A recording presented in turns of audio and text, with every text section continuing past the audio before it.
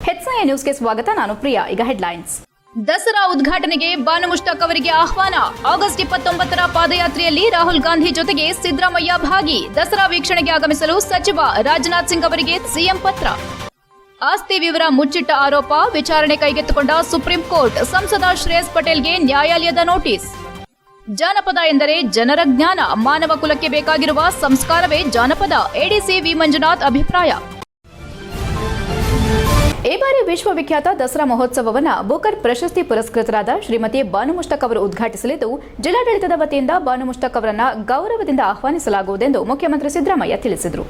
ಅವರು ವಿಧಾನಸೌಧದಲ್ಲಿ ಮಾಧ್ಯಮದವರೊಂದಿಗೆ ಮಾತನಾಡಿ, ಬಾನು ಮುಷ್ತಾಕ್ ಅವರ ಕೃತಿ ಎದೆಯ ಹಣತೆಗೆ ಬೂಕರ್ ಪ್ರಶಸ್ತಿ ದೊರೆತಿದ್ದು, ಕರ್ನಾಟಕದ ಲೇಖಕಿಗೆ ಈ ಪ್ರಶಸ್ತಿ ದೊರೆತಿರುವುದು ಸಂತಸ ತಂದಿದೆ. ರೈತ ಸಂಘ, ಕನ್ನಡ ಚಳವಳಿಯ ಜೊತೆಗೆ ಹೋರಾಟದ ಹಿನ್ನೆಲೆಯುಳ್ಳ ಬಾನು ಮುಷ್ತಾಕ್ ಪ್ರಗತಿಪರ ಚಿಂತಕರು ಆಗಿದ್ದಾರೆ ಎಂದರು. ಈ ಬಾರಿ ಶಾಸ್ತ್ರದ ಪ್ರಕಾರ 11 ದಿನ ದಸರಾ ನಡೆಯಲಿದೆ. ಅಕ್ಟೋಬರ್ 2ರಂದು ವಿಜಯದಶಮಿ ಎಂದರು. ಮೈಸೂರು ದಸರಾ ಸಂದರ್ಭದಲ್ಲಿ ವೈಮಾನಿಕ ಪ್ರದರ್ಶನಕ್ಕೆ ಅನುಮತಿ ದೊರೆತಿದ್ದು, ಕೇಂದ್ರ ರಕ್ಷಣಾ ಸಚಿವ ರಾಜನಾಥ್ ಸಿಂಗ್ ಅವರು ದಸರಾ ವೀಕ್ಷಣೆಗೆ ಆಗಮಿಸಬೇಕೆಂದು ಪತ್ರ ಬರೆದಿದ್ದೇನೆ ಎಂದರು. ಲೋಕಸಭೆ ವಿರೋಧ ಪಕ್ಷದ ನಾಯಕ ರಾಹುಲ್ ಗಾಂಧಿ ಅವರು ಬಿಹಾರದಲ್ಲಿ ಮತಗಳ್ಳತನ ನಡೆದಿರುವುದನ್ನು ವಿರೋಧಿಸಿ 16 ದಿನಗಳ ಪಾದಯಾತ್ರೆಯನ್ನ ಕೈಗೊಂಡಿದ್ದು, ಈ ತಿಂಗಳ 29ರಂದು ಪಾದಯಾತ್ರೆಯಲ್ಲಿ ಪಾಲ್ಗೊಳ್ಳಲಿದ್ದೇನೆ ಎಂದರು. ಲೋಕಸಭೆಯಲ್ಲಿ 30 ದಿನಗಳ ಕಾಲ ಜೈಲು ಶಿಕ್ಷೆಗೆ ಒಳಗಾದ ಪ್ರಧಾನಮಂತ್ರಿ, ಮುಖ್ಯಮಂತ್ರಿಗಳನ್ನ ವಜಾ ಮಾಡುವ ಮಸೂದೆ ಬಗ್ಗೆ ಮಾತನಾಡಿ, ಮಸೂದೆಯನ್ನ ಸದನ ಸಮಿತಿಗೆ ಶಿಫಾರಸು ಮಾಡಲಾಗಿದೆ ಎಂದರು. HIN news, Bengaluru. ಅಸೆಂಬ್ಲಿ ನಡೀತಾ ಇರೋದ್ರಿಂದ ನಾನು ಇಲ್ಲಿ ಹೊರಗಡೆ ಸ್ಟೇಟ್ಮೆಂಟ್ ಕೊಡ್ತಾ ಇಲ್ಲ. ನಾನು RCB ಸಂಭ್ರಮಾಚರಣೆ ಮಾಡಿದ್ರಲ್ಲ, ಅದಕ್ಕೆ ಉತ್ತರ ಕೊಟ್ಟಿದ್ದೀನಿ. ನಮ್ಮ ಪರಮೇಶ್ವರ ನಿನ್ನೆ ಉತ್ತರ ಕೊಟ್ಟಿದ್ರೆ, ನಾನು ಇವತ್ತು ಉತ್ತರ ಕೊಟ್ಟಿದ್ದೀನಿ. ಭಾಳ ಮುಖ್ಯವಾಗಿ ಇವತ್ತು ಅನೌನ್ಸ್ ಮಾಡೋದು, ಈ ಬಾರಿ ವಿಶ್ವವಿಖ್ಯಾತ ದಸರಾ ಮಹೋತ್ಸವ ಉದ್ಘಾಟನೆಯನ್ನು ಬೂಕರ್ ಪ್ರಶಸ್ತಿ ವಿಜೇತರಾದಂಥ ಶ್ರೀಮತಿ ಬಾನು ಮುಷ್ತಾಕ್ ಅವರು ಉದ್ಘಾಟನೆ ಮಾಡಲಿದ್ದಾರೆ. ಬಾನು ಮುಷ್ತಾಕ್ ಅವರು ಅವರಿಗೆ ಕೃತಿ ಹೃದಯ ದೀಪ ಕೃತಿಗೆ ಹಾಸನ ಸಂಸದ ಶ್ರೇಯಸ್ ಪಟೇಲ್ ವಿರುದ್ಧ ಚುನಾವಣಾ ವೇಳೆ ಆಸ್ತಿ ವಿವರಗಳನ್ನು ಮುಚ್ಚಿಟ್ಟ ಆರೋಪದ ಪ್ರಕರಣವನ್ನು ಸುಪ್ರೀಂ ಕೋರ್ಟ್ ವಿಚಾರಣೆಗೆ ಕೈಗೆತ್ತಿಕೊಂಡಿದೆ. ಈ ಹಿನ್ನೆಲೆಯಲ್ಲಿ ಸಂಸದರ ಕಚೇರಿಗೆ ನೋಟಿಸ್ ಅಂಟಿಸಲಾಗಿದೆ.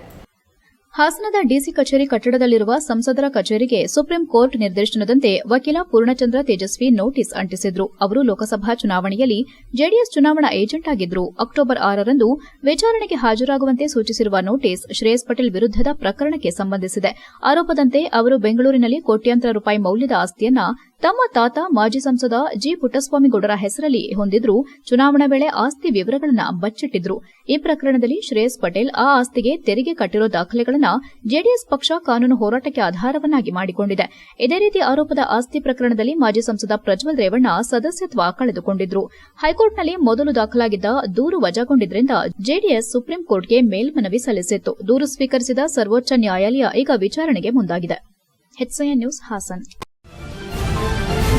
ನಮ್ಮ ಮಹಾಕಾವ್ಯದಲ್ಲೂ ಜಾನಪದದ ಉಲ್ಲೇಖವಿದ್ದು, ಜಾನಪದ ಎಂದರೆ ಜನರ ಜ್ಞಾನ, ಜನರ ಅನುಭವ ಹಾಗೂ ಅದಕ್ಕೂ ಮಿಗಿಲಾದದ್ದು. ಮಾನವ ಕುಲಕ್ಕೆ ಬೇಕಾಗಿರುವ ಸಂಸ್ಕಾರವೇ ಜಾನಪದ ಎಂದು ಅಪರ ಜಿಲ್ಲಾಧಿಕಾರಿ ವಿ ಮಂಜುನಾಥ್ ತಿಳಿಸಿದರು.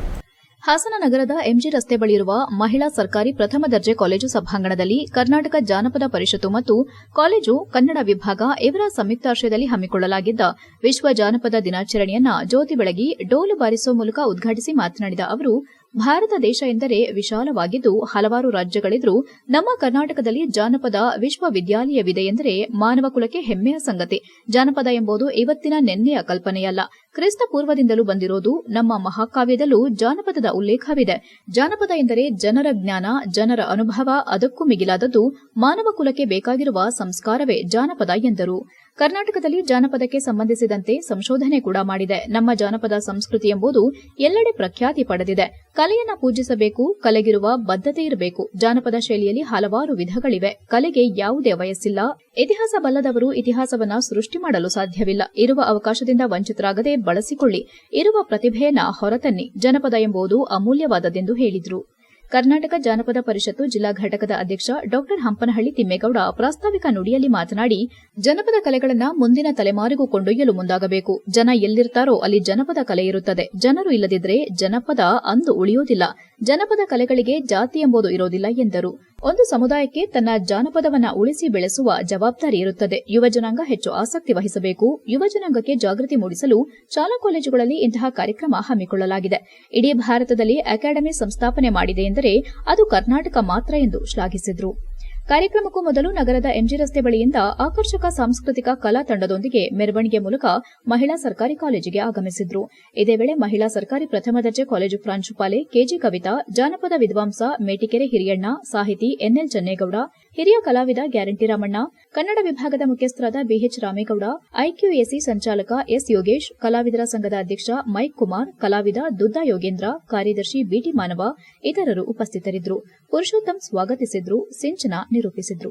HCN news Haasan.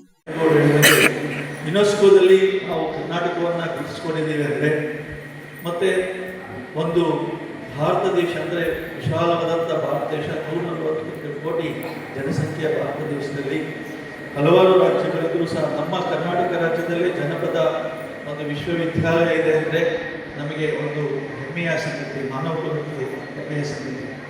ಈಗಾಗಲೇ ನಮ್ಮ ಅಧ್ಯಕ್ಷರು ಇದರ ಬಗ್ಗೆ ಜನಪದ ನಡೆದು ಬಂದ ದಾರಿ ಮತ್ತು ಅದಕ್ಕೆ ದಿನಾಚರಣೆ ಯಾಕೆ ಆಚರಣೆ ಮಾಡ್ತಾರೆ ಅಂತ ಇವರನ್ನು ಹೇಳಿದ್ದಾರೆ. ಇದು ಜನಪದ ಅನ್ನೋದು ಇವತ್ತು ನೆನೆಯದ ಕಲ್ಪನೆ ಎಲ್ಲ ಇದೆ. ಕ್ರಿಸ್ತಪೂರ್ವ ಏನು ಕ್ರಿಸ್ತಪೂರ್ವ ಇತಿಹಾಸದಿಂದಲೂ ಸಹ ಬಂದಿರತಕ್ಕಂಥದ್ದು. ಅದರಲ್ಲೂ ನಮ್ಮದೇ ಆದಂಥ ಮಹಾಕಾವ್ಯಗಳಲ್ಲೂ ಸಹ ಜಾನಪದದ ಉಲ್ಲೇಖ ಇದೆ. ಕೌಟಿಲ್ಯನ ಅರ್ಥಶಾಸ್ತ್ರ ಘೋಷಿಸಲಿಕ್ಕೆ ಮುಖ್ಯ ಕಾರಣ ಏನು ಅಂತ ಅಂದರೆ, ಮೊಟ್ಟ ಮೊದಲಿಗೆ ಇಂಗ್ಲೆಂಡಿನ ಒಂದು ನಿಯತಕಾಲಿಕೆಯಲ್ಲಿ 1846ನೇ ಇಸ್ವಿ ಆಗಸ್ಟ್ 22ನೇ ತಾರೀಕು ಥಾಮ್ಸನ್ ಎನ್ನತಕ್ಕಂತಹ ಒಬ್ಬ ವಿಲಿಯಂ ಜೆ ಥಾಮ್ಸನ್, ಅವನನ್ನ ನಾವು ಜಾನಪದದ ಜನಕ ಅಂತ ಕರಿತೇವೆ. ಆ ಥಾಮ್ಸನ್ ಅವರು ಮೊಟ್ಟ ಮೊದಲಿಗೆ ಫೋಕ್ಲೋರ್ ಎನ್ನುವ ಪದವನ್ನು ಬಳಸಿದಂತಹ ದಿನ ಇದು. ಇಂಗ್ಲೆಂಡಿನ ನಿಯತಕಾಲಿಕೆಯಲ್ಲಿ 1846ನೇ ಇಸ್ವಿ ಆಗಸ್ಟ್ 22ನೇ ತಾರೀಕು ಇಡೀ ಜಗತ್ತಿನಲ್ಲಿ ಮೊಟ್ಟ ಮೊದಲಿಗೆ ಫೋಕ್ಲೋರ್ ಎನ್ನುವ ಪದವನ್ನು. HCN ನ್ಯೂಸ್ನಲ್ಲಿ ಈಗ ಒಂದು ಪುಟ್ಟ ಬ್ರೇಕ್.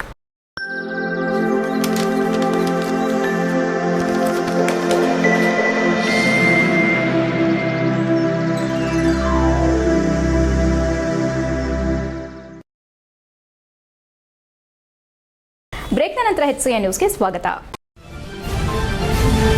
ಆಯಾ ಸರ್ಕಾರದ ಸಂದರ್ಭದಲ್ಲಿ ಮುಖಂಡರು ವರ್ಗಾವಣೆ ನಡೆಸೋದು ಸಾಮಾನ್ಯ. ಆದರೆ ನಾನು ಎಂದಿಗೂ ವರ್ಗಾವಣೆ ದಂಧೆ ನಡೆಸಿಲ್ಲ. ಅಗತ್ಯವಿದ್ರೆ ಬೇಲೂರು ಶಾಸಕರು ಈ ಬಗ್ಗೆ ವಿಧಾನಸಭೆಯಲ್ಲಿ ಪ್ರಶ್ನಿಸಲಿ ಎಂದು ಮಾಜಿ ಸಚಿವ ಬಿ ಶಿವರಾಮ್ ಸವಾಲು ಹಾಕಿದರು. ಬೇಲೂರಿನಲ್ಲಿ ಪತ್ರಿಕಾಗೋಷ್ಠಿಯಲ್ಲಿ ಮಾತನಾಡಿದ ಅವರು, ರಾಜ್ಯದಲ್ಲಿ ನಮ್ಮದೇ ಸರ್ಕಾರ ಇರೋ ಸಂದರ್ಭ ಕೆಲ ಅಧಿಕಾರಿಗಳಿಗೆ ಪತ್ರ ನೀಡೋದು ಸಾಮಾನ್ಯವಾಗಿದೆ. ಆದರೆ ವರ್ಗಾವಣೆ ದಂಧೆಯನ್ನ ನಡೆಸಿಲ್ಲ. ಆರೋಪಿಸುವ ಮೊದಲು ದಾಖಲೆ ನೀಡಿ ಎಂದ ಅವರು, ಬೇಲೂರು ಕ್ಷೇತ್ರಕ್ಕೆ ನನ್ನ ಕೈಲಾದ ಅನುದಾನ ತರುವ ಮೂಲಕ ಅಭಿವೃದ್ಧಿಗೆ ಒತ್ತು ನೀಡಿರುವೆ. ಗೆಂಡೆಹಳ್ಳಿ ವಿದ್ಯುತ್ ಸ್ಥಾವರಕ್ಕೆ 600 ಕೋಟಿ ಹೆಚ್ಚಿನ ಕಾಮಗಾರಿಗೆ ಟೆಂಡರ್ ಆಗಿದೆ. ತ್ವರಿತಗತಿಯಲ್ಲಿ ಕಾಮಗಾರಿ ಆರಂಭವಾಗಲಿದೆ. ಈ ಭಾಗದಲ್ಲಿನ 11,000 ಸಂಪರ್ಕಗಳಿಗೆ ಸಹಾಯವಾಗಲಿದೆ. ಅಂತೆಯೇ 16 ವರ್ಷದಿಂದ ನೆನೆಗುದಿಗೆ ಬಿದ್ದ ಹನಿಕೆ ಮತ್ತು ಬಿಕ್ಕೋಡು ವಿದ್ಯುತ್ ಸ್ಥಾವರಕ್ಕೆ ಕೂಡ ಅನುಮೋದನೆಯಾಗಿದೆ. ಈ ಕಾರ್ಯದಲ್ಲಿ ವಿನಾಕಾರಣ ಸ್ಥಳೀಯ ಶಾಸಕರನ್ನ ತರುವ ಅಗತ್ಯವಿಲ್ಲ. ಗೆಂಡೆಹಳ್ಳಿ ಭಾಗದ ಮರೂರು ಶಾಮಿಲಿನಲ್ಲಿ ವಿದ್ಯುತ್ ಕಳ್ಳತನದ ಬಗ್ಗೆ ತನಿಖೆ ನಡೆಸಲು ಸಂಬಂಧಪಟ್ಟ ಅಧಿಕಾರಿಗಳಿಗೆ ತಿಳಿಸಲಾಗುತ್ತದೆ. ಕ್ಷೇತ್ರದಲ್ಲಿ ವಿದ್ಯುತ್ ಸ್ಥಾವರ ಸೇರಿದಂತೆ ನೆನೆಗುದಿಗೆ ಬಿದ್ದ ಕೆಲಸಗಳಿಗೆ ಈಗಾಗಲೇ ಪ್ರಸ್ತಾವನೆ ಸಲ್ಲಿಸಿದೆ. ಇತ್ತೀಚೆಗೆ ಬಂದ ಹಾಸನ ಜಿಲ್ಲಾ ಉಸ್ತುವಾರಿ ಸಚಿವರು ಅತ್ಯಂತ ಕ್ರಿಯಾಶೀಲರಾಗಿದ್ದು, ಅವರು ಹಾಸನ ಜಿಲ್ಲೆಯ ಎಲ್ಲಾ ತಾಲೂಕು ಕೇಂದ್ರಗಳಿಗೆ ಭೇಟಿ ನೀಡುವ ಇಂಗಿತ ವ್ಯಕ್ತಪಡಿಸಿದ್ದಾರೆ ಎಂದರು. ಸರ್ಕಾರ ಒಂದು ಕಣ್ಣಿಗೆ ಬೆಣ್ಣೆ ಒಂದು ಕಣ್ಣಿಗೆ ಸುಣ್ಣ ಎಂಬಂತೆ ಅರಸೀಕೆರೆಗೆ ಹೋಳಿಗೆ ಬೇಲೂರಿಗೆ ಜೋಳಿಗೆ ನೀಡಿದೆ ಎಂಬ ಪ್ರಶ್ನೆಗೆ ಉತ್ತರಿಸಿದ ಅವರು ಹಾಸನ ಜಿಲ್ಲೆಯಲ್ಲಿ ಅರಸೀಕೆರೆ ಕ್ಷೇತ್ರ ವಿಶೇಷವಾಗಿದೆ. ಒಂದು ವೇಳೆ ನಾನು ಬೇಲೂರಿನಲ್ಲಿ ಗೆದ್ದಿದ್ರೆ ಅರಸೀಕೆರೆ ಕ್ಷೇತ್ರಕ್ಕೆ ನೀಡಿದ ಅನುದಾನವನ್ನ ಬೇಲೂರಿಗೆ ತರುತ್ತಿದ್ದೆ. ಈ ಬಗ್ಗೆ ಜನರು ತಿಳಿದುಕೊಳ್ಳಬೇಕಿತ್ತು ಎಂದು ತಮ್ಮ ಸೋಲಿನ ಬಗ್ಗೆ ಆಕ್ರೋಶ ವ್ಯಕ್ತಪಡಿಸಿದರು. ರಾಜ್ಯ ಸರ್ಕಾರ ಯಾರಿಗೂ ತಾರತಮ್ಯ ನೀತಿ ಮಾಡಿಲ್ಲ. ಇಲ್ಲಿನ ಶಾಸಕರು ಸರ್ಕಾರದೊಂದಿಗೆ ಬೆರೆತು ಅಭಿವೃದ್ಧಿಪಡಿಸಲಿ. ಕೇವಲ ಪುರಸಭೆಯಲ್ಲಿನ ಅನುದಾನವನ್ನ ಪಟ್ಟಣದ ರಸ್ತೆಗಳಿಗೆ ಒತ್ತು ನೀಡದೆ ಯಾವ ಕೆಲಸ ಮಾಡಿದ್ದಾರೆ? ಪುರಸಭೆಯ ಅಧ್ಯಕ್ಷರನ್ನ ಜೇಬಿನಲ್ಲಿ ಇಟ್ಟುಕೊಂಡಿದ್ದಾರೆ ಎಂದು ಶಾಸಕರ ವಿರುದ್ಧ ವಾಗ್ದಾಳಿ ನಡೆಸಿದರು. ಪತ್ರಿಕಾಗೋಷ್ಠಿಯಲ್ಲಿ ಬೇಲೂರು ಬ್ಲಾಕ್ ಕಾಂಗ್ರೆಸ್ ಅಧ್ಯಕ್ಷ ಎಂಜೆ ನಿಶಾಂತ್, ಕಸಬಾ ಹೋಬಳಿ ಅಧ್ಯಕ್ಷ ಶ್ರೀನಿವಾಸ್, ಕಿಸಾನ್ ಘಟಕದ ಉಪಾಧ್ಯಕ್ಷ ಮಲ್ಲೇಶ್, ಕಾಂಗ್ರೆಸ್ ಯುವ ಪ್ರಧಾನ ಕಾರ್ಯದರ್ಶಿ ಸಚಿನ್ ಹಾಜರಿದ್ದರು. HCN news Belur.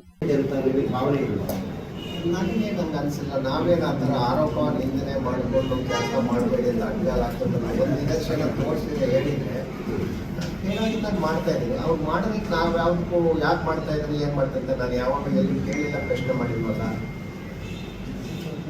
ಅಂತೆಲ್ಲ ಒಂಥರ ಗುರುತರವಾದ ಆಪಾದನೆ ಮಾಡಿದ್ದೀನಿ ಅಂದರೆ ಅವ್ರ ಮೇಲೆ ಹೇಳಿ ನಿದರ್ಶನ. ನಿಮ್ಮ ಆರೋಪ ಕೂಡ ಏನು ಬೇರೆಯವ್ರಿಗೆ ಕೊಟ್ಟವ್ರೆ ಅದೇ ಥರ ಕೊಟ್ಟರೆ ಅರಸೀಕೆರೆ ಕೊಟ್ಟರೆ ಸ್ಪೆಷಲ್, ಅದನ್ನ ನಾವು ಪ್ರಶ್ನೆ ಮಾಡೋಕ್ಕಾಗಲ್ಲ. ಪ್ರೆರಗೇಟಿವ್ ಮತ್ತು ಸಿಎಂ ಸಾರ್ವಜನಿಕರ ಅದೇ ರೀತಿ ಅನುದಾನ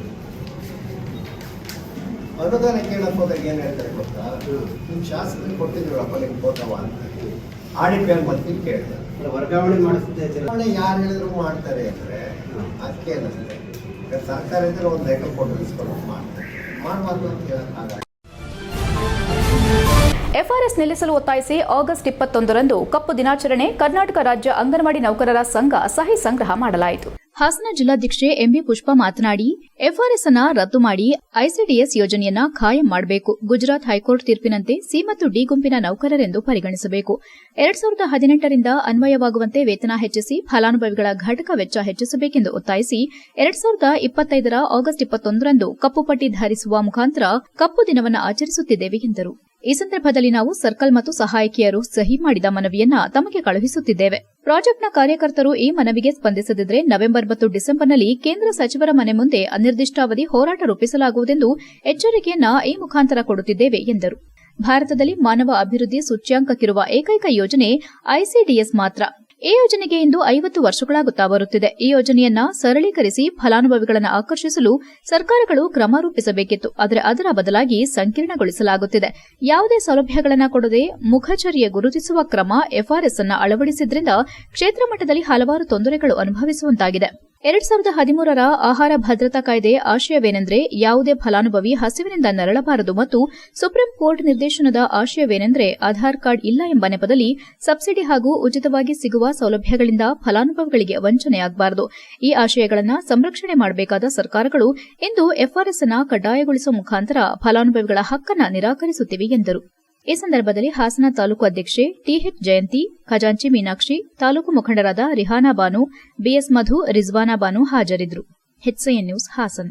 ಅಂಗನವಾಡಿ ಕಾರ್ಯಕರ್ತೆಯರು ಎಲ್ಲ ಮನವಿ ಕೊಟ್ಟಿದ್ದಾರೆ. ಅವರ ಬೇಡಿಕೆಗಳನ್ನ, ಅವರ ಸಮಸ್ಯೆಗಳನ್ನ ಇವತ್ತಿಲ್ಲಿ ವೇದಿಕೆಯಲ್ಲಿ ಹಂಚ್ಕೊಂಡಿದ್ದಾರೆ. ಖಂಡಿತವಾಗ್ಲೂ SSLC ಓದಿರೋಂಥವ್ರು ಮತ್ತು 50 ವರ್ಷ ಆಗಿರೋಂಥವ್ರೆಲ್ಲರಿಗೂ ಇವತ್ತಿನ ದಿನದಲ್ಲಿ ಅವರು FRS ಮಾಡೋದು ಕಷ್ಟ ಆಗ್ತದೆ ಅನ್ನೋ ವಿಷಯನ ಅವರು ಇವತ್ತು ನಮ್ಮ ಗಮನ ತಂದಿದ್ದಾರೆ. ಕೇಂದ್ರ ಸರ್ಕಾರ ನಮಸ್ಕಾರ. ಇವತ್ತು ಇಡೀ ದೇಶಾದ್ಯಂತ ಮತ್ತು ನಮ್ಮ ಕರ್ನಾಟಕ ರಾಜ್ಯದಲ್ಲಿ ಎಲ್ಲ ಜಿಲ್ಲೆಗಳಲ್ಲೂ ಕೂಡ ಇವತ್ತು ಬ್ಲ್ಯಾಕ್ ಡೇ ಅಂತ ಆಚರಿಸ್ತಾ, FRS ಬ್ಲ್ಯಾಕ್ ಡೇ ಅಂತ ಆಚರಿಸ್ತಾ ಇದ್ದೀವಿ. ಸರ್ಕಾರ ಈಗ ಕೇಂದ್ರ ಸರ್ಕಾರ FRS ಮಾಡಬೇಕು. ಗರ್ಭಿಣಿ, ಬಾಣಂತಿ, 6 ತಿಂಗಳಿಂದ 3 ವರ್ಷದ ಮಕ್ಕಳದ ಅವ್ರದ್ದು ಫೋಟೋ ಛಾಯೆಗಳನ್ನ ತೆಗೆದು ನಾವು ಡೌನ್ಲೋಡ್ ಮಾಡಬೇಕು, ಈ ರೀತಿ ಇದೆ. ಮತ್ತು ಕೆಲವು ಪ್ರದೇಶಗಳಲ್ಲಿ ಕೂಡ ನೆಟ್ವರ್ಕ್ ಇರೋದಿಲ್ಲ. ಎಲ್ಲ ಅಟ್ ಎ ಟೈಮ್ ಕೆಲಸ ಮಾಡೋದ್ರಿಂದ ನೆಟ್ವರ್ಕು ಸಿಗೋದಿಲ್ಲ. ಮತ್ತು ಇಲಾಖೆಯಿಂದನೂ ತುಂಬ ಒತ್ತಡಗಳಾಗ್ತಾರೆ, ಕೆಲಸ ಆಗಿಲ್ಲ ಅಂತ. ಈ ವ್ಯವಸ್ಥೆಗಳನ್ನ ಮಾಡಿಕೊಟ್ಟು ನಮಗೆ ಕೆಲಸ ಕೊಟ್ಟರೆ ನಾವೇನಾದರೂ ಮಾಡ್ಬೋದು. ಆದರೆ ಕರ್ನಾಟಕ ಮಾತ್ರವಲ್ಲದೆ ಭಾರತವೇ ಡ್ರಗ್ಸ್ ಹಾಗೂ ಮದ್ಯ ಮುಕ್ತವಾಗಬೇಕೆಂದು ಕರ್ನಾಟಕ ರಾಜ್ಯ ನೀತಿ ಮತ್ತು ಯೋಜನಾ ಆಯೋಗದ ಉಪಾಧ್ಯಕ್ಷ ಮತ್ತು ಶಾಸಕ ಬಿಆರ್ ಪಾಟೀಲ್ ಒತ್ತಾಯಿಸಿದರು. ಸಕಲೇಶಪುರ ಪಟ್ಟಣದ ಒಕ್ಕಲಿಗರ ಸಮುದಾಯ ಭವನದಲ್ಲಿ ನಡೆದ ಡ್ರಗ್ಸ್ ಮುಕ್ತ ಭಾರತ ಆಂದೋಲನ ಕಾರ್ಯಕ್ರಮದಲ್ಲಿ ಅಧ್ಯಕ್ಷತೆ ವಹಿಸಿ ಮಾತನಾಡಿದ ಅವರು, ಮದ್ಯ ಮಾರಾಟದಿಂದ ಸರ್ಕಾರಕ್ಕೆ ಸಾವಿರಾರು ಕೋಟಿ ಆದಾಯ ಬರುತ್ತಿದೆಯಾದರೂ ಅದು ಬಡವರ ಕಣ್ಣೀರಿನ ಹಣ, ಪಾಪದ ಹಣವಾಗಿದೆ ಎಂದು ಅಭಿಪ್ರಾಯಪಟ್ಟರು. ಅವರ ಬಡತನವನ್ನ ಕಿತ್ತುಕೊಳ್ಳೋದು ಬೇಡ, ಅಂಗಡಿಗಳಲ್ಲಿ ಮದ್ಯ ಮಾರಾಟ ಮಾಡ್ತಾರೆ. ಈ ವಿಷಯದಲ್ಲಿ ನಾನು ಸರ್ಕಾರದ ಕಿವಿ ಹಿಂಡಲು ಹೋದ್ರೆ ಮನೆಗೆ ಹೋಗಬೇಕಾಗಬಹುದು, ಆದರೂ ನಾನು ಅಂಜೋದಿಲ್ಲ ಎಂದರು. ಮುಂದುವರೆದು ಅವರು, ಮೋದಿಯವರು ಇಡೀ ದೇಶದಲ್ಲಿ ಪಾನ ನಿಷೇಧ ಜಾರಿಗೆ ತರ್ತಾರೆ ಅಂದ್ರೆ ಅವರಿಗೆ ನಾನು 1000 ಸಲಾಂ ಹೊಡೆಯುತ್ತೇನೆ. ಚುನಾವಣಾ ಪ್ರಣಾಳಿಕೆಯಲ್ಲಿ ಡ್ರಗ್ಸ್ ನಿಷೇಧ ಸೇರಿಸಬೇಕೆಂದು ಕೆಸಿ ವೇಣುಗೋಪಾಲ್ ಅವರಲ್ಲಿ ಮನವಿ ಮಾಡಿದ್ದೆ. ಆಗ ಅವರು ನಕ್ಕು ಸುಮ್ಮನಾದ್ರು. ನಂತರ ಈ ವಿಚಾರವನ್ನ ನಾನು ಸಿಎಂ ಜೊತೆ ಚರ್ಚಿಸಿದ್ದೆ. ಆದರೆ ಪಾನ ನಿಷೇಧ ಕೇವಲ ಒಂದು ರಾಜ್ಯದಲ್ಲಿ ಮಾಡಿದ್ರೆ ಸಾಲದು, ಇಡೀ ದೇಶದಲ್ಲೇ ಜಾರಿಯಾಗಬೇಕೆಂದು ಅಭಿಪ್ರಾಯಪಟ್ಟರು.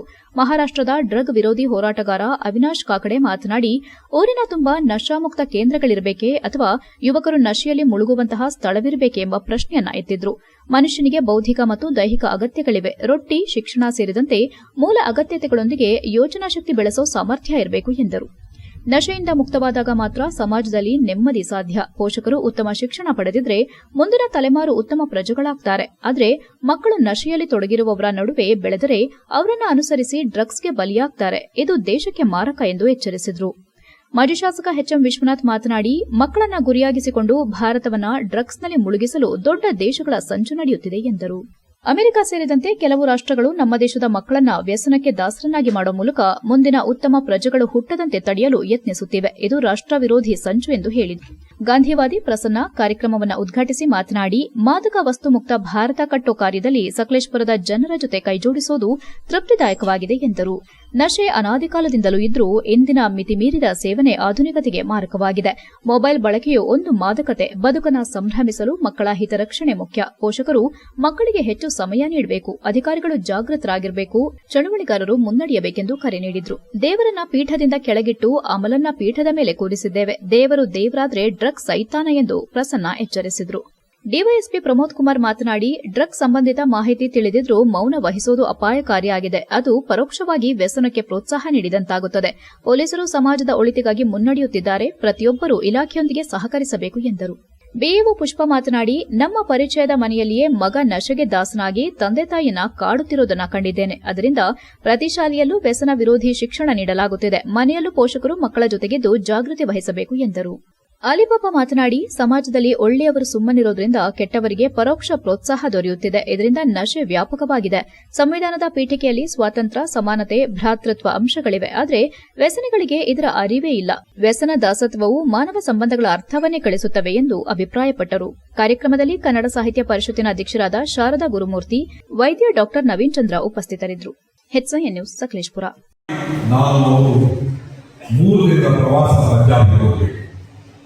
ಇವತ್ತು ಪಂಜಾಬಿನ ನಮ್ಮ ಸ್ನೇಹಿತರು ಸಿಂಗ್ ಅವರು, ಸುಬೋಧ್ ಸಿಂಗ್ ಅವರು ಬರಬೇಕಾಗಿತ್ತು. ಏನೋ ಅನಿರೀಕ್ಷಿತವಾದ ಕಾರಣದಿಂದ ಅವರು ಬರಲಿಲ್ಲ.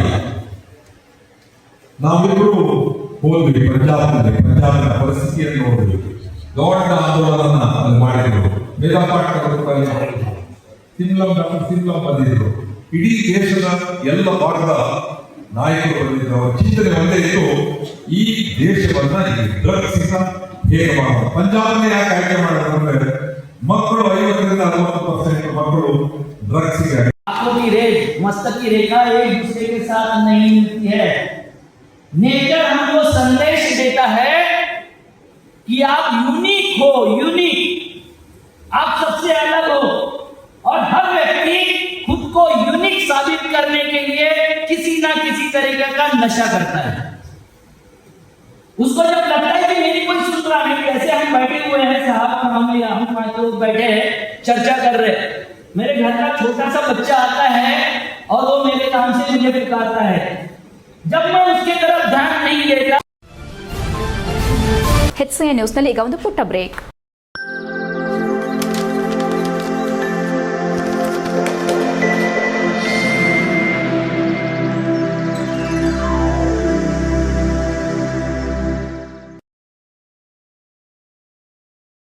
ಬ್ರೇಕ್ನ ನಂತರ HCN ನ್ಯೂಸ್ಗೆ ಸ್ವಾಗತ. ಕರ್ನಾಟಕ ರಕ್ಷಣಾ ವೇದಿಕೆ ಬೇಲೂರು ತಾಲೂಕು ಘಟಕದಿಂದ ಪದಾಧಿಕಾರಿಗಳ ಸಭೆ ಮತ್ತು ನೂತನ ಪದಾಧಿಕಾರಿಗಳ ಪದಗ್ರಹಣ ಕಾರ್ಯಕ್ರಮ ನಡೆಸಲಾಯಿತು. ಕನ್ನಡಪರ ಸಂಘಟನೆಗಳಿಗಿರುವ ನಾಡು ನುಡಿ ಜಲದ ಅಭಿಮಾನ ಆಳುವ ಸರ್ಕಾರದ ಜನಪ್ರತಿನಿಧಿಗಳಿಗೆ ಇಲ್ಲವಾಗಿರೋದು ನಿಜಕ್ಕೂ ಶೋಚನೀಯ ಎಂದು ಹಾಸನ ಜಿಲ್ಲಾ ಕರ್ನಾಟಕ ರಕ್ಷಣಾ ವೇದಿಕೆ ಅಧ್ಯಕ್ಷ ಸಿಡಿ ಮನುಕುಮಾರ್ ಹೇಳಿದರು. ಬೇಲೂರು ಪಟ್ಟಣದ ಜೆಪಿ ನಗರದಲ್ಲಿ ಆರ್ವಿ ಕಲ್ಯಾಣ ಮಂಟಪ ಸಭಾಂಗಣದಲ್ಲಿ ಕರ್ನಾಟಕ ರಕ್ಷಣಾ ವೇದಿಕೆ ತಾಲೂಕು ಘಟಕದ ನೂತನ ಪದಾಧಿಕಾರಿಗಳ ಪದಗ್ರಹಣ ಕಾರ್ಯಕ್ರಮ ಉದ್ದೇಶಿಸಿ ಮಾತನಾಡಿದ ಅವರು, ಡ್ರಗ್ಸ್ ಹಾವಳಿ ಹೆಚ್ಚಾಗುತ್ತಿದೆ.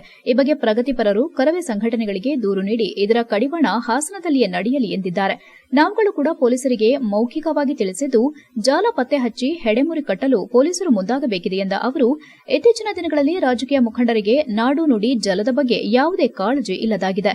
ಅನ್ಯ ಭಾಷಿಕರ ಮೇಲಿನ ವ್ಯಾಮೋಹದಿಂದ ಕನ್ನಡ ನಾಡಿಗೆ ದ್ರೋಹ ಬಗೆಯುತ್ತಿದ್ದಾರೆ. ಬೆಂಗಳೂರು ಸೇರಿದಂತೆ ಉಳಿದ ಜಿಲ್ಲೆಯಲ್ಲಿ ಹೊರ ಬಾಂಗ್ಲಾ ಮತ್ತು ಅನ್ಯ ರಾಜ್ಯದವರ ಅಟ್ಟಹಾಸ ಹೆಚ್ಚಾದರೂ ಓಟಿನ ಆಸೆಯಿಂದ ರಾಜಕೀಯ ಮುಖಂಡರು ಜಾಣ ಕುರುಡುತನ ಪ್ರದರ್ಶನ ಮಾಡುತ್ತಿದ್ದಾರೆ ಎಂದು ಕಿಡಿಕಾರಿದ ಅವರು, ಕರ್ನಾಟಕ ರಕ್ಷಣಾ ವೇದಿಕೆ ರಾಜ್ಯಾಧ್ಯಕ್ಷ ಟಿಎ ನಾರಾಯಣಗೌಡರ ಕರೆಯಂತೆ ಕನ್ನಡ ನಾಡಿನ ಸರ್ವತೋಮುಖ ಬೆಳವಣಿಗೆಗೆ ಸಂಘಟನೆ ಬಲವರ್ಧನೆಗೆ ಕರೆಯನ್ನ ನೀಡಿದ ಹಿನ್ನೆಲೆ ಬೇಲೂರು ತಾಲೂಕು ಅಧ್ಯಕ್ಷರಾದ ಚಂದ್ರಶೇಖರ್ ನೇತೃತ್ವದಲ್ಲಿ ಉತ್ತಮ ಸಂಘಟನೆಗೆ ಮುನ್ನುಡಿ ಬರೆದಿದ್ದಾರೆ ಎಂದರು. ಬೇಲೂರು ತಾಲೂಕು ಕರವೇ ಅಧ್ಯಕ್ಷ ಚಂದ್ರಶೇಖರ್ ಮಾತನಾಡಿ, ಕರವೇ ನಾರಾಯಣಗೌಡ ಅಧ್ಯಕ್ಷತೆಯಲ್ಲಿ ನಾಡು ನುಡಿ ಜಲಕ್ಕೆ ಸಂಬಂಧಿಸಿದ ಹೋರಾಟ ನಡೆಸಿ ಪರಿಹಾರ ನೀಡಲಾಗಿದೆ. ಮುಂದಿನ ದಿನದಂದು ನಮ್ಮ ಜಿಲ್ಲೆಯಲ್ಲಿ ನೆನೆಗುದಿಗೆ ಬಿದ್ದ ಹೊಯ್ಸಳ ಮಹೋತ್ಸವ ಮತ್ತು ಹಲ್ಮಿಡಿ ಉತ್ಸವ ನಡೆಸಲು ಜಿಲ್ಲಾ ಸಂಘಟನೆ ಜೊತೆಗೆ ಹಾಸನ ಜಿಲ್ಲಾಧಿಕಾರಿಗಳ ಕಚೇರಿ ಮುಂದೆ ಬೃಹತ್ ಪ್ರತಿಭಟನೆ ನಡೆಸಲಾಗುತ್ತದೆ ಮತ್ತು ಪದಾಧಿಕಾರಿಗಳು ತಮ್ಮ ತಮ್ಮ ಜವಾಬ್ದಾರಿ ಅರಿತು ಕೆಲಸ ಮಾಡಿ ಭ್ರಷ್ಟಾಚಾರದ ಬಗ್ಗೆ ಧ್ವನಿ ಎತ್ತಬೇಕು ಎಂದರು. ಕಾರ್ಯಕ್ರಮದಲ್ಲಿ ಕರವೇ ಜಿಲ್ಲಾ ಉಪಾಧ್ಯಕ್ಷ ಸೀತಾರಾಂ ಮತ್ತು ಅರ್ಕಲ್ಗೂಡು ಶ್ರೀನಿವಾಸ್, ಜಿಲ್ಲಾ ಸಂಘಟನಾ ಕಾರ್ಯದರ್ಶಿ ಅರವಿಂದ್, ಪ್ರಧಾನ ಕಾರ್ಯದರ್ಶಿ ಅಬ್ದುಲ್ ಖಾದರ್, ನಗರಾಧ್ಯಕ್ಷ ಮೋಹನ್ಗೌಡ, ಪದಾಧಿಕಾರಿಗಳಾದ ತಾರಾನಾಥ್, ಕುಮಾರ್, ಹಾರೋಹಳ್ಳಿ ಜಗದೀಶ್ ಮತ್ತು ಪದಾಧಿಕಾರಿಗಳಾದ ಮದನ್, ಗಾಯತ್ರಿ, ಕುಮಾರ್ ಸೇರಿದಂತೆ ಇನ್ನು ಮುಂತಾದವರು ಹಾಜರಿದ್ದರು. HCN news, Belur. ರಸ್ತೆ ತಡೆ ಮಾಡಿದ್ರು ಸಹ ಸರ್ಕಾರ ಮಾಡಿಲ್ಲ. ಕೊನೆಗೆ ಅನಿರ್ದಿಷ್ಟಾವಧಿ ಧರಣಿ ಕೂತ್ಕೊಂಡ್ವಿ ಜಿಲ್ಲಾಧಿಕಾರಿಗಳ ಕಚೇರಿ ಮುಂದೆ. 2 ದಿವಸ ಆಯ್ತು. 3ನೇ ದಿವಸ ಸರ್ಕಾರ ಘೋಷಣೆ ಮಾಡ್ತೇವೆ ಎಲ್ಲಾ ತಾಲೂಕುಗಳು ಬರಪೀಡಿತ ಆಗಿ ಘೋಷಣೆ ಮಾಡಿ ಅಂತ. ನಂತರದಲ್ಲಿ ಎಲ್ಲ ಹ್ಯಾಕ್ ನಾವು ಸಂಘಟನೆಗೆ ನೀವು ಸೇರ್ಬೇಕು ಅಂದ್ರೆ ಇವತ್ತಿನ ದಿನಗಳಲ್ಲಿ ಇವತ್ತು ಎಲ್ಲ ಕಾಲೇಜ್ ಹುಡುಗರು ತುಂಬಾ ಕಾಲೇಜು ಹುಡುಗರು ವಿದ್ಯಾರ್ಥಿ ಘಟಕದಲ್ಲಿ ಸೇರ್ಪಡೆ ಆಗ್ತಾ ಇದ್ದಾರೆ. ವಿದ್ಯಾರ್ಥಿ ಘಟಕಕ್ಕೆ ಯಾಕೆ ನಾವು ಹೆಚ್ಚಿನ ಒತ್ತು ಕೊಡ್ತಾ ಇದೀವಿ ಅಂದ್ರೆ, ಇವತ್ತು ಯಾವ್ದೋ ಒಂದು ಸಂಘಟನೆ ಆದ್ರೂ ವಿದ್ಯಾರ್ಥಿಗಳು ಉದ್ಯೋಗ ವಿಚಾರದಲ್ಲಿ ಇರ್ಬೋದು, ಕನ್ನಡಿಗರಿಗೆ ಮೀಸಲಾತಿ ಕೊಡೋ ವಿಚಾರದಲ್ಲಿ ಯಾವ ಸಂಘಟನೆಗಳು ಹೋರಾಟ ಮಾಡ್ತಾರೆ. ವಿದ್ಯಾರ್ಥಿ ಸಂಘಟನೆಗಳು ಎಲ್ಲ ಒಂದೊಂದು ಪಕ್ಷಕ್ಕೆ ಸೀಮಿತವಾಗಿ ಆ ಪಕ್ಷದ ಅಜೆಂಡಾ ಏನಂತ ಆ ಪಕ್ಷಕ್ಕೆ ಸಂಬಂಧಪಟ್ಟಂತ ಹೋರಾಟಗಳು ಮಾಡ್ತಾರೆ. ವಿದ್ಯಾರ್ಥಿಗಳಿಗೆ ಅನ್ಯಾಯ ಆದ್ರೆ ಯಾವ್ದು ಕೇಳ ಅಂತ ಇರಲ್ಲ. ಏನೇ ಅನ್ಯಾಯ ಆದ್ರೆ ಯಾವ್ದೋ ಒಂದು ಪಕ್ಷಕ್ಕೆ ಸೀಮಿತವಾಗಿ. ಒಳ ಮೀಸಲಾತಿ ವರ್ಗೀಕರಣದಲ್ಲಿ ಸರ್ಕಾರ ತಾರ್ಕಿಕ ಅಂತ್ಯವಾಡಿ ಜಾರಿ ಮಾಡಿದ ಹಿನ್ನೆಲೆಯಲ್ಲಿರುವ ಮಾದಿಗ ದಂಡೋರ ಸಂಘಟನೆಯಿಂದ ನಗರ ಜಿಲ್ಲಾಧಿಕಾರಿ ಆವರಣದಲ್ಲಿರುವ ಡಾ ಬಿಆರ್ ಅಂಬೇಡ್ಕರ್ ಪ್ರತಿಮೆಗೆ ಮಾಲಾರ್ಪಣೆ ಮಾಡಿ ಪಟಾಕಿ ಸಿಡಿಸೋದ್ರ ಮೂಲಕ ಸಂಭ್ರಮಿಸಿದರು. ಇದೇ ವೇಳೆ ಮಾದಿಗ ದಂಡೋರ ಸಂಘಟನೆ ರಾಜ್ಯ ಪ್ರಧಾನ ಕಾರ್ಯದರ್ಶಿ ಟಿಆರ್ ವಿಜಯಕುಮಾರ್ ಮಾತನಾಡಿ, ಒಳ ಮೀಸಲಾತಿ ಜಾರಿ ಮಾಡಿದ ಹಿನ್ನೆಲೆ ವಿಜಯೋತ್ಸವವನ್ನು ಆಚರಿಸಲಾಗುತ್ತಿದೆ. ಬಾಬಾ ಸಾಹೇಬ್ ಅಂಬೇಡ್ಕರ್ ಅವರ ಪುತ್ಥಳಿಗೆ ಮಾಲಾರ್ಪಣೆ ಮಾಡಿ ಈಗಾಗಲೇ ಒಂದು ಸಭೆಯನ್ನ ಮಾಡಲಾಗಿದೆ. ಆಗಸ್ಟ್ 25ರ ಸೋಮವಾರದಂದು ಮಾದಿಗ ದಂಡೋರ ಸಂಘಟನೆ ಒಕ್ಕೂಟದಿಂದ ರ್ಯಾಲಿಯನ್ನು ಹಮ್ಮಿಕೊಳ್ಳಲಾಗಿದೆ ಎಂದರು. ನಗರದ ಹೇಮಾವತಿ ಪ್ರತಿಮೆ ಬಳಿ ಇದೇ ಸೋಮವಾರ ಮಧ್ಯಾಹ್ನ 12 ಗಂಟೆಗೆ ಮೆರವಣಿಗೆ ಹೊರಡಲಿದೆ. ಇದುವರೆಗೂ ಒಳ ಮೀಸಲಾತಿಗೆ ಹೋರಾಟ ಮಾಡಿಕೊಂಡು ಬಂದಂತಹ ಎಲ್ಲಾ ಕಾರ್ಮಿಕರು, ರೈತರು, ವಿದ್ಯಾರ್ಥಿಗಳು, ಮಹಿಳೆಯರು ಹೆಚ್ಚಿನ ಸಂಖ್ಯೆಯಲ್ಲಿ ಭಾಗವಹಿಸಿ ಸಾಗರದಂತೆ ಈ ಕಾರ್ಯಕ್ರಮಕ್ಕೆ ಬರಬೇಕೆಂದು ಈ ಮೂಲಕ ಕರೆ ನೀಡುತ್ತಿರುವುದಾಗಿ ಹೇಳಿದರು. ಈ ವೇಳೆ ಮಾದಿಗ ದಂಡೋರ ಜಿಲ್ಲಾಧ್ಯಕ್ಷ ರವೀಶ್ ಬಸವಾಪುರ, ಮುನಿಸ್ವಾಮಣ್ಣ, ಕಾಫಿಪುಡಿ ರಾಜಣ್ಣ, ಸಾಕ್ಷರತಾ ರಂಗಸ್ವಾಮಿ, ಬೈರೇಶ್, ದೇವರಾಜ್, ಲಕ್ಷ್ಮಣ್, ಹೊಸೂರು ರವಿ, ಹೇಮಂತ್, ಸತೀಶ್, ತಿರುಪತಿಹಳ್ಳಿ ದೇವರಾಜ್, ವಿದ್ಯಾರ್ಥಿ ಘಟಕದ ರಶ್ಮಿ, ಪತ್ರಕರ್ತ ಕಿರಣ್ ಅರಕೆರೆ ಸೇರಿದಂತೆ ಇತರರು ಉಪಸ್ಥಿತರಿದ್ದರು. HCN news, Haasan.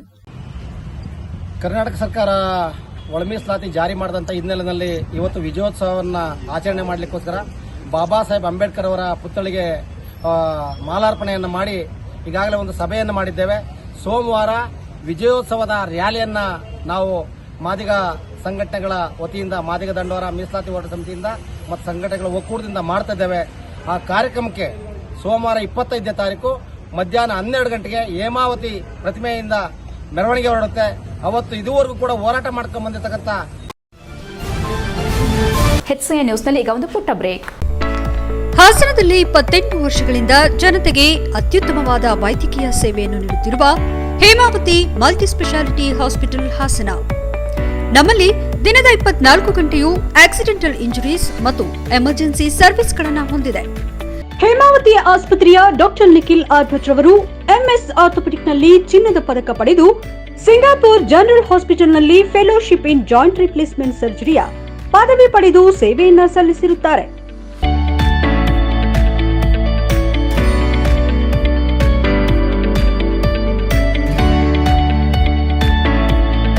ನಮ್ಮಲ್ಲಿ ಆಂಬ್ಯುಲೆನ್ಸ್ ಸೇವೆಯೂ ಲಭ್ಯ. ಇನ್ನೇಕೆ ತಡ? ನೀವು ಯಾವುದೇ ಮೂಳೆ ಸಮಸ್ಯೆ ಹೊಂದಿದ್ದರೆ ಹಿಂದೆ ಭೇಟಿ ನೀಡಿ. ಹೇಮಾವತಿ ಮಲ್ಟಿ ಸ್ಪೆಷಾಲಿಟಿ ಹಾಸ್ಪಿಟಲ್, ಉತ್ತರ ಬಡಾವಣೆ, ಹಾಸನ. ಬ್ರೇಕ್ನ ನಂತರ HCN ನ್ಯೂಸ್ಗೆ ಸ್ವಾಗತ. ನಾಡೋಜ ತಿಮ್ಮಕ್ಕ ಹೆಸರು ಹೇಳಿಕೊಂಡು ಅವರ ಹೆಸರಿಗೆ ಕಪ್ಪು ಮಸಿ ಬಳಿಯೋ ಕೆಲಸವನ್ನ ಅವರ ದತ್ತುಪುತ್ರ ಉಮೇಶ್ ಮಾಡುತ್ತಿದ್ದಾರೆ ಎಂದು ತಾಲೂಕಿನ ಸಾರ್ವಜನಿಕರು ಆರೋಪಿಸಿದ್ದಾರೆ. ಪತ್ರಿಕಾಗೋಷ್ಠಿಯಲ್ಲಿ ಕೆಡಿಪಿ ಸದಸ್ಯ ಚೇತನ್ ಸಿಗೌಡ ಹಾಗೂ ಶ್ಯಾಮ್ ಸುಂದರ್ ಮಾತನಾಡಿ, ಇತ್ತೀಚೆಗೆ ತಾಲೂಕು ಕಚೇರಿ ಬಳಿ ವಿವಿಧ ಮರಗಳನ್ನು ಕಡಿದು ಹಾಕಿ ಇದರಲ್ಲಿ 200ಕ್ಕೂ ಹೆಚ್ಚು ಸಾಲುಮರದ ತಿಮ್ಮಕ್ಕನವರು ನೆಟ್ಟಿದ್ದ ಗಿಡಗಳನ್ನು ತಹಸೀಲ್ದಾರ್ ಅವರು ತೆರವುಗೊಳಿಸಿದ್ದಾರೆ ಎಂದು ಗೃಹ ಸಚಿವರಿಗೆ ದೂರು ಸಲ್ಲಿಸಿದ್ದಾರೆ. ಇದು ಎಷ್ಟರ ಮಟ್ಟಿಗೆ ಸತ್ಯ ಎಂಬುದನ್ನು ಮೊದಲು ಅಲ್ಲಿ ಏನಿತ್ತು ಎಂಬುದು ಸಾರ್ವಜನಿಕರಿಗೆ ತಿಳಿದ ವಿಚಾರ. ಈಗಾಗಲೇ ತಾಲೂಕು ಕಚೇರಿ ಸುತ್ತಮುತ್ತಲೂ ಗಿಡಗಂಟೆಗಳಿಂದ ಜಂಗಲಿದ್ದು ಅವುಗಳನ್ನು ತೆರವು ಮಾಡುವಂತೆ ಸಾರ್ವಜನಿಕರು ಹಿಂದೆ ಇದ್ದ ಹಾಗೂ ಈಗಿರುವ ತಹಸೀಲ್ದಾರ್ ಅವರಿಗೆ ಮನವಿ ಸಲ್ಲಿಸಿದ್ದೆವು. ಅದರಂತೆ ಅಸ್ವಚ್ಛತೆಯಿಂದ ಗಿಡಗಂಟೆಗಳಿದ್ದ ಜಾಗದಲ್ಲಿ ಶೌಚಾಲಯ, ಮಲಮೂತ್ರ ವಿಸರ್ಜನೆಗೆ ಬಳಸುತ್ತಿದ್ದರಿಂದ ಆಗಸ್ಟ್ 15ರ ಹಿಂದಿನ ದಿನ ಸಾರ್ವಜನಿಕರು ಮತ್ತೊಮ್ಮೆ ಮನವಿ ಮಾಡಿದ ಹಿನ್ನೆಲೆ ತಹಸೀಲ್ದಾರ್ ಶ್ರೀಧರ್ ಕಂಕನವಾಡಿ ಅವರು ಕಚೇರಿ ಸುತ್ತಮುತ್ತ ಗಿಡಗಂಟೆಗಳನ್ನು ತೆರವು ಮಾಡಿರುವುದಕ್ಕೆ ನಮ್ಮ ಬಳಿ ಹಲವಾರು ದಾಖಲೆಗಳಿವೆ. ಆದರೆ ಸಾಲುಮರದ ತಿಮ್ಮಕ್ಕನವರ ದತ್ತುಪುತ್ರ ವೈಯಕ್ತಿಕ ದ್ವೇಷ ಇಟ್ಟುಕೊಂಡು ಹಾಗೂ ಅವರ ವೈಯಕ್ತಿಕ ಕೆಲಸಗಳನ್ನು ಮಾಡಿಸಿಕೊಳ್ಳುವ ಉದ್ದೇಶದಿಂದ ಇಲ್ಲಸಲ್ಲದ ಆರೋಪ ಮಾಡಿ ಅವರನ್ನು ಅಮಾನತುಪಡಿಸುವುದಾಗಿ ಧಮಕಿ ಹಾಕಿರುವುದು ಕಂಡುಬಂದಿದೆ. ಅಜ್ಜಿ ಹೆಸರಿಗೆ ಕಳಂಕ ತರೋ ಕೆಲಸವನ್ನ ಉಮೇಶ್ ಮಾಡುತ್ತಿದ್ದು 200 ಗಿಡಗಳನ್ನು ನೆಟ್ಟಿರುವುದಕ್ಕೆ ಸಾಕ್ಷಿ ನೀಡಲಿ. ಅವರು 2 ಗಿಡಗಳನ್ನು ಮಾತ್ರ ನೆಟ್ಟಿರುವುದಕ್ಕೆ ನಮ್ಮಲ್ಲಿ ದಾಖಲೆಗಳಿವೆ. ಅಲ್ಲದೆ ಕೇವಲ ಗಿಡಗಳನ್ನು ನೆಟ್ಟಿ ಹೋದ್ರೆ ಸಾಲದು, ಇದನ್ನ ಪೋಷಿಸುವವರು ಯಾರು? ಇನ್ನು ಅಜ್ಜಿಯ ಮೇಲೆ ನಮಗೆ ವಿಶೇಷ ಗೌರವವಿದೆ. ಆದರೆ ಅವರ ಹೆಸರು ಹೇಳಿಕೊಂಡು ಬೇಲೂರಿಗೆ ಹಾಗೂ ಅಜ್ಜಿಗೆ ಕಳಂಕ ತರೋ ಕೆಲಸ ಮಾಡಬಾರದೆಂದ ಅವರು, ದಂಡಾಧಿಕಾರಿಗಳು ಯಾವ ತಪ್ಪು ಮಾಡಿದ್ದಾರೆ ಎಂದು ಮೊದಲು ಪರಿಶೀಲನೆ ಮಾಡಲಿ. ಅದನ್ನ ಬಿಟ್ಟು ಸುಳ್ಳು ಹೇಳಿಕೊಂಡು ನಿಷ್ಠಾವಂತ ಅಧಿಕಾರಿಗಳನ್ನ ದೂಷಿಸುವುದು ತಪ್ಪು. ಅಲ್ಲಿ ಸ್ವಚ್ಛತೆ ಮಾಡಿ ಪಾರ್ಕಿಂಗ್ ವ್ಯವಸ್ಥೆ, ಸಾರ್ವಜನಿಕರಿಗೆ ಅನುಕೂಲ ಆಗುವ ಕೆಲಸಗಳಿಗೆ ಸ್ಥಳ ನಿಗದಿಪಡಿಸಲಾಗಿದೆ. ಅಲ್ಲಿ ಯಾವುದೇ ಮರಗಿಡಗಳನ್ನು ನೆಡಲು ಜಾಗ ನಿಗದಿ ಮಾಡಿಲ್ಲ. ಇವರಿಗೆ ಅಷ್ಟೊಂದು ಪ್ರೀತಿ ಇದ್ರೆ ಹಿಂದೆ ತಾಲೂಕು ಕಚೇರಿ ಮುಂಭಾಗ ಇದ್ದ ಮರಗಳನ್ನ ಈ ಹಿಂದೆ ಕಡಿದು ತೆರವು ಮಾಡಿದಾಗ ಮರಗಿಡಗಳ ಮೇಲಿದ್ದ ಪ್ರೀತಿ ಎಲ್ಲಿ ಹೋಗಿತ್ತು? ದಂಡಾಧಿಕಾರಿಗಳ ವಿರುದ್ಧ ಗಾಂಧಿ ಪ್ರತಿಮೆ ಬಳಿ ಪ್ರತಿಭಟನೆ ಮಾಡೋದಾಗಿ ತಿಳಿಸಿದ್ದಾರೆ. ನಾವು ಸಹ ಅವರು ಎಂದು ಪ್ರತಿಭಟನೆ ನಡೆಸುತ್ತಾರೆ ಅಂದು ಉಮೇಶ್ ಅವರ ವಿರುದ್ಧ ಅಲ್ಲೇ ತಾಲೂಕಿನ ಸಾರ್ವಜನಿಕರು ಪ್ರತಿಭಟನೆ ನಡೆಸುತ್ತೇವೆ ಎಂದು ಎಚ್ಚರಿಕೆ ನೀಡಿದರು. ನಂತರ ಮಾತನಾಡಿದ ಯುವ ಕಾಂಗ್ರೆಸ್ ಪ್ರಧಾನ ಕಾರ್ಯದರ್ಶಿ ಸಚಿನ್, ಪದ್ಮಶ್ರೀ ಪುರಸ್ಕೃತರಾದ ಸಾಲುಮರದ ತಿಮ್ಮಕ್ಕನವರಿಗೆ ಸರ್ಕಾರ ವಿಶೇಷ ವಾಹನದ ಸೌಲಭ್ಯ ನೀಡಿದ್ದು ಅಜ್ಜಿಯ ಹೆಸರಿನಲ್ಲಿ ಅದನ್ನು ದುರುಪಯೋಗ ಮಾಡಿಕೊಂಡಿದ್ದಲ್ಲದೆ ತನ್ನ ಸ್ವಂತ ಕೆಲಸಗಳಿಗೆ ವಾಹನ ಬಳಸುತ್ತಿದ್ದಾರೆ. ಇಷ್ಟಲ್ಲದೆ ಯಾವುದೇ ಸರ್ಕಾರದ ಕೆಲಸಗಳಿಗೆ ಅಜ್ಜಿಯ ಹೆಸರು ಹೇಳಿಕೊಂಡು ದಂಧೆ ಮಾಡೋದಲ್ಲದೆ ಇನ್ನು ದಂಡಾಧಿಕಾರಿಗಳು ನಮಗೆ ಬೈದಿದ್ದಾರೆ ಎಂದಿದ್ದು ಸಾಕ್ಷಿ ಇದ್ರೆ ಬಹಿರಂಗಪಡಿಸಲಿ ಎಂದು ಸವಾಲು ಹಾಕಿದ ಅವರು, ಅವರಲ್ಲಿ ಮನವಿ ಮಾಡೋದೇನೆಂದ್ರೆ ತಮ್ಮ ವೈಯಕ್ತಿಕ ವಿಚಾರಕ್ಕೆ ಅಜ್ಜಿಯ ಹೆಸರನ್ನ ತಂದು ನಮ್ಮ ತಾಲೂಕಿಗೆ ಕಳಂಕ ತರುವ ಕೆಲಸ ಮಾಡಬೇಡಿ ಎಂದರು. ಈ ಸಂದರ್ಭದಲ್ಲಿ ನಿಂಗೇಗೌಡ, ಪಿಎಲ್ಡಿ ಬ್ಯಾಂಕ್ ನಿರ್ದೇಶಕ ಶ್ರೀನಿವಾಸ್, ಬಗರ್ಹುಕುಂ ಸದಸ್ಯ ಶಿವರಾಜ್ ಹಾಜರಿದ್ದರು. HCN news, Belur. ಉಮೇಶ್ ಅವರು ಏನು ಪತ್ರಿಕಾಗೋಷ್ಠಿ ಮಾಡಿ ಆರೋಪ ಮಾಡಿರ್ತಾರೆ ಬೇಲೂರು ತಾಲೂಕಿನ ದಂಡಾಧಿಕಾರಿಗಳ ಮೇಲೆ. ಸಾಲುಮರದ ತಿಮ್ಮಕ್ಕನವರ ಮೇಲೆ ರಾಷ್ಟ್ರ ಮಟ್ಟದಲ್ಲಿ ಹೆಸರಿದೆ. ಅವರು ರಾಷ್ಟ್ರ ಪ್ರಶಸ್ತಿ ವಿಜೇತರಾಗಿದ್ದರಿಂದ ನಮಗೂ ಅವ್ರ ಮೇಲೆ ಅಪಾರವಾದಂಥ ಗೌರವ ಉಂಟು. ಆ ರೀತಿ ಬೇಲೂರಿನಲ್ಲಿ, ಅದು ನಮ್ಮ ಸಾಂಸ್ಕೃತಿಕ ಬೀಡು ಏನು ಬೇಲೂರಿದೆ, ಬೇಲೂರಿನಲ್ಲಿ ಆ ಥರದ ಯಾವುದೇ ದುಶ್ಚಟಗಳಿಗೆ ಯಾರೂ ಆಸ್ಪದ ಮಾಡಿಕೊಡಲ್ಲ. ಒಂದು. ಎರಡನೇದು ಹೇಳ್ತಾರೆ, ನಾವು ಸಾಲುಮರದ ತಿಮ್ಮಕ್ಕನವರು ಬಂದು ಇಲ್ಲಿ ಗಿಡಗಳನ್ನ ನೆಟ್ಟಿದ್ರು. ಆ ಗಿಡಗಳನ್ನ ಇವತ್ತೇನು ತಾಲೂಕು ದಂಡಾಧಿಕಾರಿಗಳು ತೆರವು ಮಾಡುವಂತ ಕೆಲಸ ಮಾಡಿದ್ದಾರೆ ಅಂತೇಳಿ ಹೇಳಿದ್ದಾರೆ. ತೆರವು ಮಾಡುವಂತ ಕೆಲಸ ಮಾಡಿದರೆ ಗಿಡ ಯಾವ ಗಿಡ ನೆಟ್ಟಿದ್ದಾರೆ ಅನ್ನೋದು ಒಂದು ಬೇಕು. ವಿದ್ಯಾವಿಕಾಸ ಶಾಲೆಯಲ್ಲಿ ಶ್ರೀಕೃಷ್ಣ ಜನ್ಮಾಷ್ಟಮಿ ಹಬ್ಬವನ್ನು ಭಕ್ತಿಪೂರ್ಣ ವಾತಾವರಣದಲ್ಲಿ ಅದ್ದೂರಿಯಾಗಿ ಆಚರಿಸಲಾಯಿತು. ಈ ಸಂದರ್ಭದಲ್ಲಿ ಶಾಲೆಯ ವಿದ್ಯಾರ್ಥಿಗಳು ಶ್ರೀಕೃಷ್ಣ ಹಾಗೂ ರಾಧೆಯ ವೇಷಭೂಷಣ ತೊಟ್ಟು ಹಬ್ಬದ ಸಡಗರಕ್ಕೆ ಹೊಸ ಚೈತನ್ಯ ತುಂಬಿದ್ರು. ಬಾಲಕ ಬಾಲಕಿಯರು ಬಣ್ಣ ಬಣ್ಣದ ವೇಷಗಳಲ್ಲಿ ಕಂಗೊಳಿಸಿ ನಂದಗೋಕುಲ ಸಂಭ್ರಮವನ್ನ ನೆನಪಿಸಿದ್ರು. ಕೆಲವರು ಕೃಷ್ಣನ ಮುದ್ದು ಬಾಲ್ಯದ ಹತ್ತಿರದ ಘಟನೆಗಳನ್ನ ನಾಟಕ ರೂಪದಲ್ಲಿ ಪ್ರದರ್ಶಿಸಿ ಪ್ರೇಕ್ಷಕರ ಮನಸೆಳೆದರು. ಶಾಲಾ ಆವರಣವನ್ನ ಹೂವಿನಿಂದ ಅಲಂಕರಿಸಿ ಹಬ್ಬದ ಸೌಂದರ್ಯವನ್ನ ಹೆಚ್ಚಿಸಲಾಗಿತ್ತು. ಈ ಸ್ಪರ್ಧೆಯಲ್ಲಿ ವಿದ್ಯಾರ್ಥಿಗಳು ತೀವ್ರ ಉತ್ಸಾಹದಿಂದ ಪಾಲ್ಗೊಂಡು ತಮ್ಮ ಪ್ರತಿಭೆಯನ್ನ ಪ್ರದರ್ಶಿಸಿದ್ರು. ಪೋಷಕರು ಮಕ್ಕಳನ್ನ ಉತ್ತೇಜಿಸಿ ಕಾರ್ಯಕ್ರಮದಲ್ಲಿ ಭಾಗಿಯಾಗಿದ್ರು. ಪ್ರಾಂಶುಪಾಲರು ಹಾಗೂ ಶಿಕ್ಷಕರು ಮಕ್ಕಳನ್ನ ಸಾಂಸ್ಕೃತಿಕ ಕಾರ್ಯಕ್ರಮಗಳಿಗೆ ಸಿದ್ದಪಡಿಸುವಲ್ಲಿ ಶ್ರಮ ವಹಿಸಿದ್ರು. ಮಕ್ಕಳಲ್ಲಿ ಭಕ್ತಿ ಭಾವ ಬೆಳೆಸಿ ಹಿರಿಯರ ಮೇಲಿನ ಶ್ರದ್ಧೆ ಮತ್ತು ಸಂಸ್ಕೃತಿಯ ಅರಿವು ಮೂಡಿಸೋದೇ ಇಂತಹ ಕಾರ್ಯಕ್ರಮಗಳ ಮುಖ್ಯ ಉದ್ದೇಶ. ಯಾವುದೇ ಜಾತಿ ಧರ್ಮ ಭೇದವಿಲ್ಲದೆ ಎಲ್ಲರೂ ಕೃಷ್ಣ ರಾಧೆಯ ವೇಷ ತೊಟ್ಟು ಸಂತಸದಿಂದ ಪಾಲ್ಗೊಂಡಿದ್ದು ನಮ್ಮ ಶಾಲೆಯ ಹೆಮ್ಮೆ ಎಂದು ವಿದ್ಯಾವಿಕಾಸ ಶಾಲೆ ಸಂಸ್ಥಾಪಕರಾದ ಬಿಎಂ ರಂಗನಾಥ್ ಹೇಳಿದರು. ಕಾರ್ಯಕ್ರಮದಲ್ಲಿ ಪೋಷಕರು ಹಾಗೂ ಹಲವಾರು ಗಣ್ಯರು ಹಾಜರಿದ್ದು ಮಕ್ಕಳ ಕಲಾತ್ಮಕ ಪ್ರದರ್ಶನವನ್ನ ಮೆಚ್ಚಿದ್ರು. ಈ ಸಂದರ್ಭದಲ್ಲಿ ಪ್ರಾಂಶುಪಾಲರಾದ ಬಾಲಾಜಿ, ಟ್ರಸ್ಟ್ನ ಆಶಾ ರಂಗನಾಥ್, ಪದ್ಮಾ ಜಯಕುಮಾರ್, ಮಹಾದೇವ್ ಪಾಟೀಲ್ ಹಾಜರಿದ್ದರು. HCN news, Belur. ಕೃಷ್ಣ ಜನ್ಮಾಷ್ಟಮಿಯ ಶುಭಾಶಯಗಳು. ನಾವು ಪ್ರತಿ ವರ್ಷದಂತೆ ಈ ವರ್ಷವೂ ಕೃಷ್ಣ ಜನ್ಮಾಷ್ಟಮಿ ಕಾರ್ಯಕ್ರಮವನ್ನು ನಮ್ಮ ಶಾಲೆಯಲ್ಲಿ ಹಮ್ಮಿಕೊಂಡಿದ್ದೇವೆ. ಇದರ ಉದ್ದೇಶ ಏನು ಅಂದರೆ ಮಕ್ಕಳಲ್ಲಿ ಭಕ್ತಿ ಭಾವ ಮೂಡಬೇಕು. ಎಲ್ಲ ಧರ್ಮದವ್ರನ್ನೂ ಒಪ್ಪುವಂಥ ಶ್ರೀಕೃಷ್ಣನ ಅವತಾರಗಳು ಹಾಗೂ ಅವನ ಸಂದೇಶ ನಮ್ಮ ಜೀವನದಲ್ಲಿ ಕೃಷ್ಣನ ಸಂದೇಶವನ್ನು ಅಳವಡಿಸ್ಕೊಂಡಿದ್ದರೆ ಅವರು ಯಶಸ್ವಿಯಾಗುತ್ತಾರೆ. ಮಕ್ಕಳು ಗುರು ಹಿರಿಯರಲ್ಲಿ ಭಕ್ತಿ, ಶ್ರದ್ಧೆ ಮತ್ತು ನಂಬಿಕೆ ದೇವರಲ್ಲಿ ಭಕ್ತಿ ಇದನ್ನೆಲ್ಲ ಮೂಡಿಸುವ ಉದ್ದೇಶದಿಂದ ಈ ಜನ್ಮಾಷ್ಟಮಿ ಕಾರ್ಯಕ್ರಮವನ್ನು ಹಮ್ಮಿಕೊಳ್ತೇವೆ. ಈ ಮಕ್ಕಳಾಗಿದ್ದಾಗಲೇ ಅವರು ದೇವರಲ್ಲಿ ಭಕ್ತಿ ಭಾವದಿಂದ ಮತ್ತು ಗುರುವರಲ್ಲಿ ಶ್ರದ್ಧೆಯನ್ನು ಮೂಡಬೇಕು ಅನ್ನೋ ಉದ್ದೇಶ ಇಟ್ಕೊಂಡು ಈ ಕಾರ್ಯಕ್ರಮಗಳನ್ನ ಹಮ್ಮಿಕೊಡ್ತಾ ಇದ್ದೀವಿ. ನಮ್ಮ ಶಾಲೆಯಲ್ಲಿ ಕೊನೆಯಲ್ಲಿ ಮತ್ತೊಮ್ಮೆ ಮುಖ್ಯಾಂಶಗಳು. ದಸರಾ ಉದ್ಘಾಟನೆಗೆ ಬಾನು ಮುಷ್ತಾಕ್ ಅವರಿಗೆ ಆಹ್ವಾನ. ಆಗಸ್ಟ್ 29ರ ಪಾದಯಾತ್ರೆಯಲ್ಲಿ ರಾಹುಲ್ ಗಾಂಧಿ ಜೊತೆಗೆ ಸಿದ್ದರಾಮಯ್ಯ ಭಾಗಿ. ದಸರಾ ವೀಕ್ಷಣೆಗೆ ಆಗಮಿಸಲು ಸಚಿವ ರಾಜನಾಥ್ ಸಿಂಗ್ ಅವರಿಗೆ ಸಿಎಂ ಪತ್ರ. ಆಸ್ತಿ ವಿವರ ಮುಚ್ಚಿಟ್ಟ ಆರೋಪ, ವಿಚಾರಣೆ ಕೈಗೆತ್ತಿಕೊಂಡ ಸುಪ್ರೀಂ ಕೋರ್ಟ್. ಸಂಸದ ಶ್ರೇಯಸ್ ಪಟೇಲ್ಗೆ ನ್ಯಾಯಾಲಯದ ನೋಟಿಸ್. ಜಾನಪದ ಎಂದರೆ ಜನರ ಜ್ಞಾನ, ಮಾನವ ಕುಲಕ್ಕೆ ಬೇಕಾಗಿರುವ ಸಂಸ್ಕಾರವೇ ಜಾನಪದ. ಎಡಿಸಿ ವಿ ಮಂಜುನಾಥ್ ಅಭಿಪ್ರಾಯ. ಇಷ್ಟೊತ್ತು ನೀವು ನೋಡಿದ್ದು ಹಾಸನದ ಸುದ್ದಿ ಅಂದ್ರೆ HCN ನ್ಯೂಸ್.